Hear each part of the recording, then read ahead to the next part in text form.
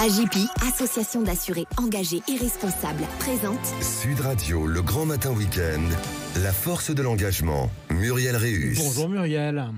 Eh bien bonjour Jean-Marie. Et bon retour parmi nous, bonne rentrée en tout cas sur Sud Radio. On est ravis de vous retrouver pour toute une nouvelle saison de la force de l'engagement. Alors aujourd'hui, s'engager pour le droit de faire ou de ne pas faire d'enfants, on en parlera avec votre invitée Laetitia Lambert, qui est l'autrice de ce livre L'instinct maternel. C'est publié chez Fayard. Évidemment, c'est une cause qui vous tient à cœur, Muriel. Oui, faire ou ne pas faire d'enfants, oui, c'est une grande question que cet instinct maternel, que pendant des siècles, la société a présenté comme une caractéristique innée des femmes, imposant une attente sociale profondément ancrée. Être mère a été valorisé comme le rôle principal et naturel des femmes, comme l'élément central de la féminité. Un modèle évidemment soutenu par des discours religieux qui nous a longtemps confinés, nous femmes, dans des tâches domestiques, réduisant la participation à la vie sociale et professionnelle. Mais entre nous, et sérieusement, cette idée d'un instinct maternel inné et universel est-elle partagée par toutes les femmes ? Comment sont perçues celles qui expriment leur absence de désir d'être mère, leur doute ou leur ambivalence face à cette expérience complexe de la maternité ? Ces questionnements ne sont plus anecdotiques. Ils se reflètent dans les chiffres de la dénatalité, révélant une réflexion plus profonde et plus répandue sur le rôle de mère et ses conséquences. Une remise en question, accompagnée par l'essor des mouvements féministes, bien sûr, qui valorisent l'autonomie des femmes et le droit de choisir librement et en juste conscience d'avoir ou non des enfants. S'interroger sur ce que signifie devenir mère, sur les complexités de ce choix, sur les défis émotionnels, psychologiques, physiques liés à la grossesse est une démarche légitime et parfaitement responsable. Ces réflexions sont au cœur de la liberté de choix.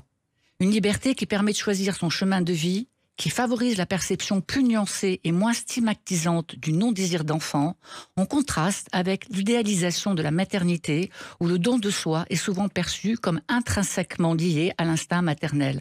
Cependant, réduire le don de soi à la seule maternité empêche de reconnaître et de valoriser les multiples formes d'accomplissement que chaque femme peut choisir d'explorer.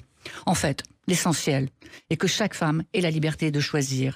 Choisir et décider de son propre chemin en toute liberté et conscience.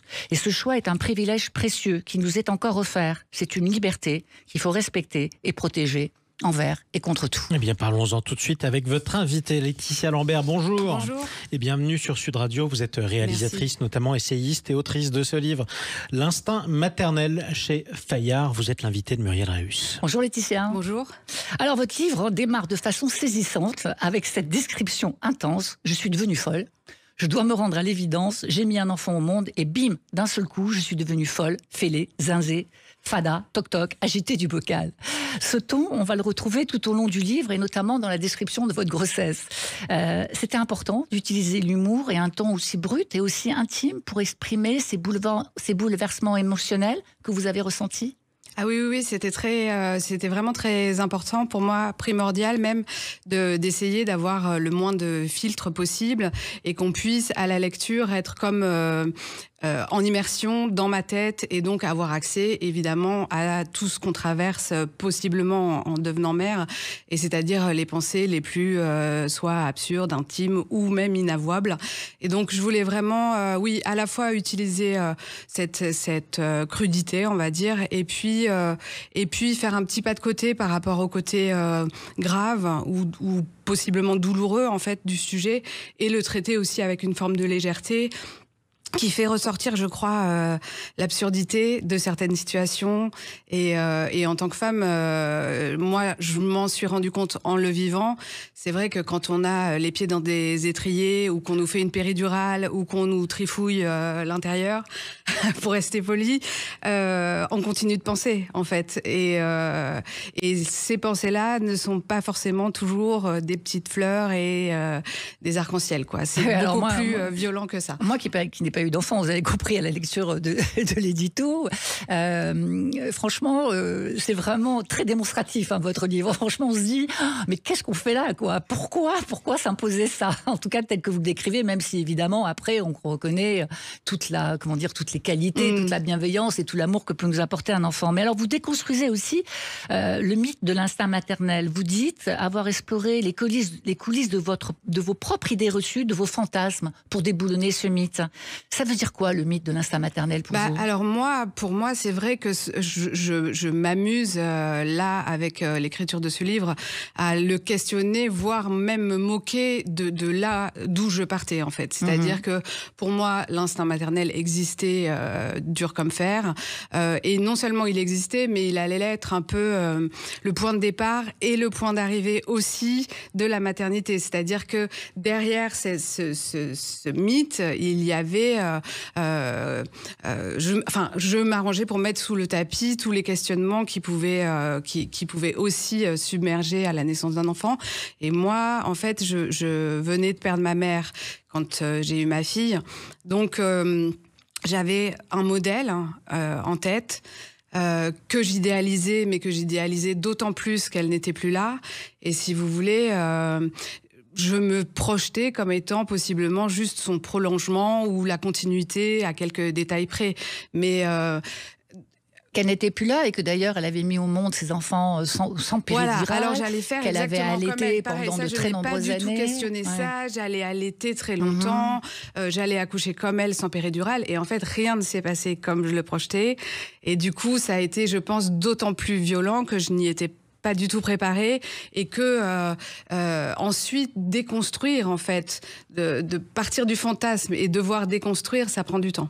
Et d'ailleurs, vous abordez dans ce livre, alors vous avez 3 enfants, hein, il faut le préciser, vous avez 3 enfants et c'est à la suite du premier accouchement, donc du premier enfant, que vous avez vécu ce que l'on appelle aujourd'hui une dépression postpartum. Vous dites d'ailleurs, la maternité ne m'a pas comblée, elle m'a ébranlée. C'est un sujet tabou, cette dépression postpartum. Je crois que même on vous a dit, surtout on ne parle pas de ça lors de la préparation. Ouais, c'est vrai que pour mon deuxième enfant, effectivement, après avoir vécu ce tsunami pour ma première, quand j'ai décidé d'avoir un deuxième enfant, j'avais effectivement peur que ça se reproduise, même si j'étais autrement mieux préparée. Et pendant les cours de préparation à l'accouchement qui me barbaient, mais auxquels j'ai cru bon de devoir assister parce que j'avais peur d'être une mauvaise élève, c'est vrai que j'ai voulu questionner la sage-femme sur pourquoi elle n'abordait pas, on avait 10 séances, je crois, la question de la dépression postpartum et puis celle plus globale en fait des difficultés maternelles. Et alors qu'elle était douce jusqu'à maintenant, elle s'est crispée et elle m'a dit qu'effectivement il ne fallait pas parler de ça. Pourquoi d'après vous ? Elle m'a dit que c'était beaucoup trop effrayant. Ça, c'était la première raison. Et ça l'est, c'est certain. Et dans secondo, elle a ajouté que le fait d'en parler n'empêchait pas que ça arrive, donc qu'il fallait pas en parler. Ouais, et sur cette deuxième partie de son intervention, non, mais c'est surtout que à ce moment-là, je me suis dit, mais moi, j'aurais aimé, parce que c'était il y a plus de 15 ans, ce qui m'est arrivé, et j'aurais bien aimé, au contraire, mais alors, ça être informée. Ça se traduit comment, une dépression postpartum ? Qu'est-ce qui se passe ? Les symptômes, alors ça peut être varié et c'est multifactoriel, mais c'est vrai que moi c'était à la suite d'un accouchement qui a été quand même relativement difficile et c'est des angoisses, l'apparition d'angoisses, mais vraiment extrêmement forte. De toute façon, souvent reliées aussi à l'absence de sommeil, des questions qui tournent en boucle. Enfin, c'est le même principe qu'une dépression, sauf qu'il s'agit aussi d'une construction psychique de qui on est en tant que mère et qu'on remet en doute cette chose-là. Mais est-ce qu'il y a aussi ce que vous évoquez d'ailleurs, hein, ce sujet délicat de la solitude maternelle et de la perte d'identité après la naissance d'un enfant? Est-ce que cette dépression, c'est aussi ça, c'est je perds mon identité, je suis plus tout à fait une femme, je suis une femme et une mère, je suis aussi une mère et une compagne, donc tous ces bouleversements-là, c'est ça que vous avez aussi vécu? Oui, c'est une nouvelle, enfin c'est une naissance en fait psychique en tant que mère et on se découvre réellement à ce moment-là. Moi, c'est vrai que j'avais le sentiment, comme j'avais un idéal très fort et que j'avais mis la barre très haut, j'avais ce sentiment d'avoir raté, vraiment. C'est-à-dire raté mon accouchement. Et donc, du coup, je me disais, mais si j'ai raté ce rendez-vous si important, parce qu'on met une pression aussi énorme, en fait, sur comment doivent se passer les premières minutes avec son bébé, etc. Si on a le sentiment d'avoir raté, on sait qu'on peut pas recommencer. je me disais que si j'avais raté ce rendez-vous-là, je raterais aussi mon identité de mère, en fait. Donc, ça passe par une très, très grande culpabilité, je pense. Ouais. Et puis, vous dites, cette culpabilité, je l'ai vécue, mais je ne suis pas la seule à la vivre. Et d'ailleurs, vous dites, sans mes rencontres avec d'autres mères, je ne sais pas si je me serais autorisée à confier ici des choses que je n'avais jamais osé dire à personne. En fait, vous avez été rencontrer, interviewer d'autres mères qui ont vécu les mêmes choses que vous. Ces rencontres, elles étaient fondamentales dans l'écriture de ce livre ? Ah oui, c'était fondamental. Mais c'est vraiment ce qui m'a sauvée, je pense. Parce que après cet effondrement, c'est vrai que la chance que j'ai eue, c'est que j'ai commencé à en parler dans un cercle proche. Et puis, je me suis lancée comme dans une sorte d'enquête, en fait. C'est ce que je raconte aussi à travers ce récit. Parce que effrayée par le sujet, certes, mais aussi envie de comprendre. Et du coup, c'est vrai que j'ai fait plusieurs tentatives un peu pathétiques auprès de psy, de la maternité, etc. Mais finalement, j'ai fini par rencontrer une association, participer à des groupes de parole et là rencontrer d'autres femmes avec des profils différents, des histoires différentes. C'est Maman Blues, l'association. Oui, c'est ça. C'est Maman Blues et c'est une association qui fait un travail vraiment formidable, mais c'est toutes d'anciennes mères ayant traversé des difficultés qui donc se servent de leur expérience pour aider maintenant des mères. Et c'est vrai que le fait de partager, parce que quand on vit ça, on se sent très seul. On a l'impression vraiment d'être la seule personne au monde à vivre aussi mal les choses et de pouvoir, voilà, c'est très cathartique en fait, de pouvoir faire circuler cette parole. Du coup, ça fait baisser le degré d'anxiété. Enfin, c'est très important. Ouais. Alors, dans ce livre, il y a un passage assez drôle d'ailleurs sur les magazines, les stars de cinéma. Vous dites, il y a une pression d'injonction à la perfection physique. On voit des femmes qui ont accouché, qui sont évidemment ultra minces 2 semaines après avoir mis au monde un bébé. On voit des bébés magnifiques, souriants, hyper bien habillés, etc.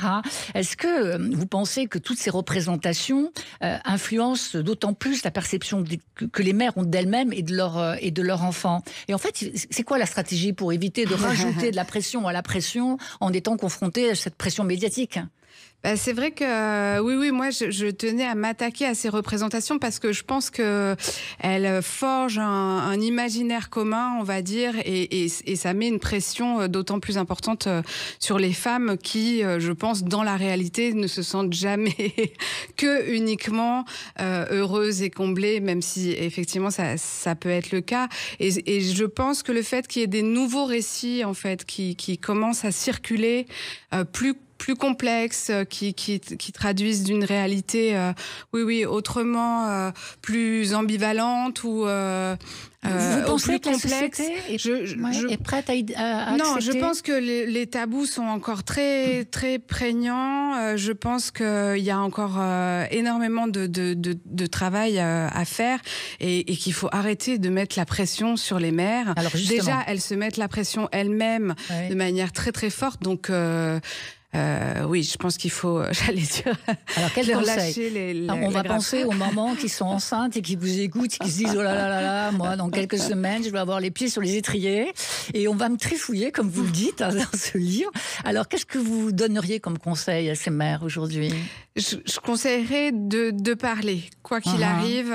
C'est vrai que je pense qu'il faut pas avoir honte de ressentir, parce que moi, ce que je décris aussi, c'est vrai que c'est plus que des choses qui s'opposent, c'est des choses qui cohabitent en fait. On peut être débordé d'amour pour son enfant, on peut être et à la fois anxieuse et à la fois, donc toutes ces choses, enfin c'est oui, une palette de sentiments et de ressentis qui sont très complexes et qui cohabitent. Et donc, du coup, oui, je préconise d'en parler, de ne pas avoir honte, et surtout, je préconise à l'entourage plutôt aussi de poser des questions, d'être présent et de penser à demander aux mères, parce qu'une fois que l'enfant est arrivé, souvent l'attention est centrée sur l'enfant, mais même l'attention de la mère. Et c'est vrai qu'on ne pense pas à demander aux mères, mais comment elles vont. Et même voilà, les professionnels de santé, etc. Souvent, on est très axé sur le bébé, mais je pense que ça serait pas mal, ouais, de vraiment demander aux femmes comment elles vivent tout ça. Donc, vos 2 autres enfants, ça s'est bien passé, hein. Ça, oui, ça s'est très bien passé. Mais c'est à chaque fois, de toute façon, une expérience à part. Je pense que j'étais plus du tout la même femme et plus du tout, du coup, la même mère. Et puis qu'on redécouvre de nouvelles choses. Enfin, une fois que j'avais déconstruit un peu, voilà, ce que je disais tout à l'heure, mes fantasmes, je partais du principe que le reste allait être plutôt de l'ordre de l'apprentissage et de la découverte, mais qui est tout le temps en mouvement, en fait. C'est pour moi, vraiment, être parent, c'est ça. C'est qu'il n'y a pas de certitude à avoir sur on fera comme ci, on fera comme ça, on est comme ci, on est comme ça. C'est voilà, une sorte d'apprentissage permanent et qui est aussi joyeux, bouleversant que complexe et voilà. Merci Laetitia. Donc je recommande à tout le monde l'instinct maternel chez Fayard. Vous allez passer un excellent moment. C'est à la fois très instructif, mais aussi très drôle et très révélateur de cet état de grossesse et de cet état de l'accouchement. Et puis on n'oublie pas Maman Blues pour toutes les femmes qui auraient besoin de se poser des questions, qui se posent des questions, qui voudraient partager. Donc Maman Blues. Puis une dernière question quand même, c'est quelques années après. Est-ce que la rentrée s'est bien passée cette année? Ah oui, c'était intense, mais ça s'est bien passé. Voilà. Oui. Merci beaucoup. C'est le plus important. Soyons terre à terre. Merci à vous Laetitia Lambert. Merci Laetitia. L'instinct maternel, c'est publié chez Fayard. On le rappelle à toute la semaine prochaine, ma chère Muriel Réus. Dimanche prochain, Jean-Marie. Sud Radio, le grand matin week-end, la force de l'engagement, Muriel Réus. Avec AGP, association d'assurés engagés et responsables.